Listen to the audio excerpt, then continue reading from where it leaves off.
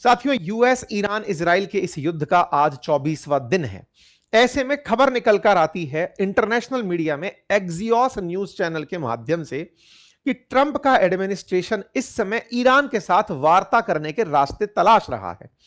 आपको याद होगा, ट्रंप ने दो लोगों को शांति दूत बनाकर दुनिया में छोड़ा हुआ है, एक अपने ही दामाद और एक अपने मित्र को, स्टीव विटकॉफ और जेरेड कुशनर को।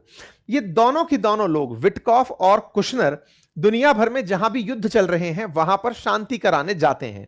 इन दोनों शांति दूतों को फिर से टास्क दिया गया है कि भाई ईरान को टेबल पर बिठाओ, बातचीत करो। मुसीबत यह है कि अमेरिका अपने युद्ध को रोकने के पीछे ईरान के साथ कुछ शर्तें डालकर चल रहा है, जिसमें वही पुरानी बातें, तुम्हें यूरेनियम एनरिचमेंट रोकना होगा, मिसाइल कार्यक्रम रोकना होगा, प्रॉक्सीज जितने भी अमेरिका ईरान ने आसपास बिठा रखे हैं, हमास, हिजबुल्ला जैसे, इनको युद्ध करने से रोकना होगा, रीजनल प्रॉक्सी ग्रुप्स को हमला करने से रोकना होगा, न्यूक्लियर पावर प्लांट्स को खत्म करना होगा और अपने मिसाइल के स्टॉक पाइल बंद करने होंगे।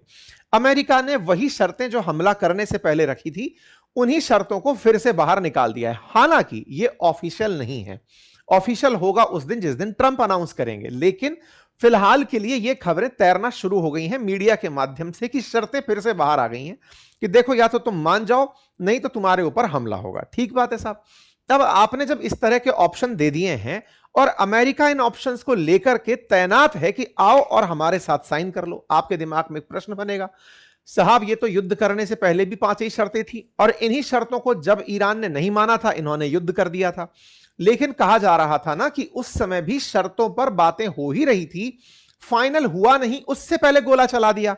अब चलते गोले में फिर से सीज फायर लेकर आ गए हैं ये। तो असल में अमेरिका खुद ही पीछे हटना चाहता है या कोई वॉर स्ट्रेटजी है ये? खैर, इस पर भी हम चर्चा करेंगे। लेकिन इस बार अमेरिका के साथ संकट बड़ा है। बड़ा यह है कि अमेरिका जिन लोगों से बात करता था, जो डिसीजन लेते थे कि सीज फायर करना चाहिए या नहीं, या फिर अमेरिका ईरान के बीच संधि होगी या नहीं, असल में ईरान में इन दिनों वो लीडर ही मार दिए गए हैं। अगर आप देखें तो खमनेई जा चुके, खमनेई के बाद में लारिजानी, जो कि ईरान के सुप्रीम लीडर के बाद दूसरे सबसे बड़े नेता थे, जिनके बारे में मैंने पहले भी आपको जानकारी दी थी। तो लारिजानी के चले जाने के बाद में ईरान में डिसीजन लेने वाला कोई व्यक्ति नहीं है। आप कहेंगे जो इतने हमले हो रहे हैं वो कौन ले रहा है? तो इन्होंने पहले से ही सिस्टम बना रखा था, मोज़ेक। खमनेई लिख कर गए थे, अगर हमला होगा तो ऐसे ऐसे करके रिटेलिएट करना है।